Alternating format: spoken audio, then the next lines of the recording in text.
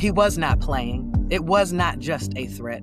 It was definitely a promise. Karima McLeod bought a home in Memphis with a dream of opening a luxury bed and breakfast, but she didn't know her neighbor was former Memphis Mayor A.C. Wharton. A.C. Wharton came and actually knocked on my door, and he said, you must not know who I am. Well, I'm the former mayor of Shelby County, and I'm also the former mayor of Memphis, and I have plenty of friends, and I'll make some phone calls and all of this will go away.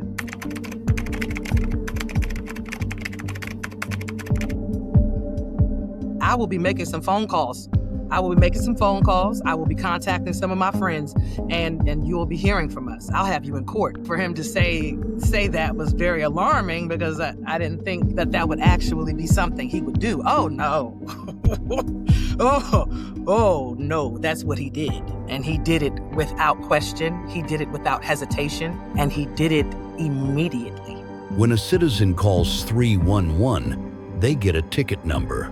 When a former mayor makes a call, he gets the chief's. He's calling the chief of police. He's calling the directors of code enforcement, both Shelby County and city. He's calling legal for the actual city of Memphis. He's calling the city councilmen, such as Kemp Conrad, the city council leader at the time. When we say high places, that's where he was calling. Within days, the escalation began. City inspectors arrived, not with evidence, but with orders. You'll see them pretty much all with a clipboard, and every person who's come up and spoken has said, yeah, well, we got this. This is like an emergency call, and we came right over, but it's coming from the top. So the lieutenant, once again, who was actually the one monitoring my house, came and knocked on the door, rang the doorbell, and basically had all this conversation on the Ring doorbell that indicated that they were instructed from the top to come and watch my property, that it had been accused of being a brothel, and that they had been watching me for 3 days. So Lieutenant Poindexter decided that this was over with, came to my door, told me he was closing the matter out with no violation and no complaints.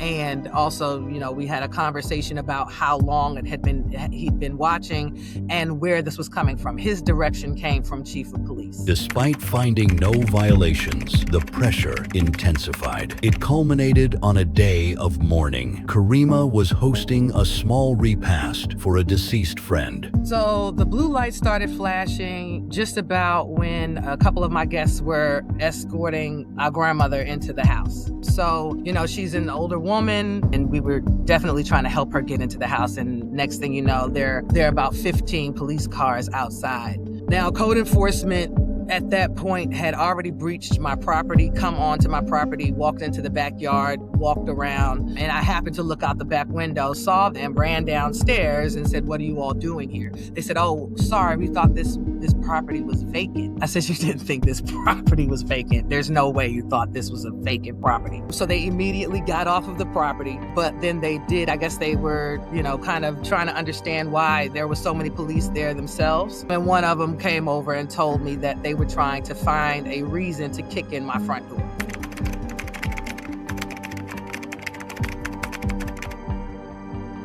According to police officers, they said that there was a car illegally parked on Carnes. 12 police cars, organized crime unit, code enforcement, all for a parking violation. I did see Mr. Wharton across the street watching and trying to convince them to arrest me. When intimidation didn't work, the surveillance began. A police sky cop camera appeared overnight, not on a main road, but pointing directly at Karima's home. I see a sky cop minivan pull up in front of A.C. Wharton's house, right there on Carnes, on the Carnes side. And I'm curious, so I'll stand out there and I just keep watching. And I see them install a sky cop on my side of the street and went into his house to set it up.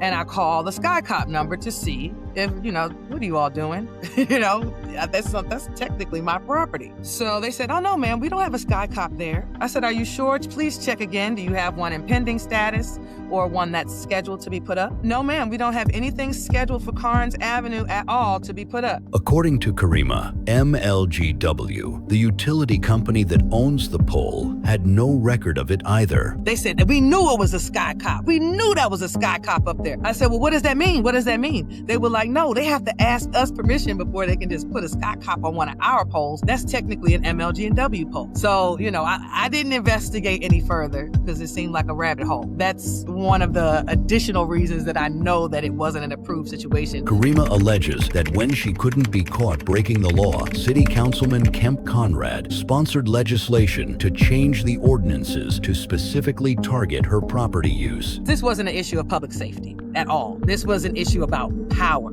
and influence and punishing someone who didn't fall in line. That was very disconcerting when I realized that, once again, a process had not been properly followed. And who gets the short end of the stick? Me. Not because it matters, but just because I didn't have my voice, my due process, and that was violated. False criminal allegations, illegal surveillance, weaponized ordinances. Karima McLeod is standing alone against the weight of the city and county government. To me, that just sounds like none of us are protected. And that, to me, ultimately was what Kemp Conrad was doing. He wasn't about protecting the city or making the city look good. This was more so about, him being able to get on the, rub the right elbows with the right people and be in good graces with certain people. Like, this was not about public safety or an ordinance really at all.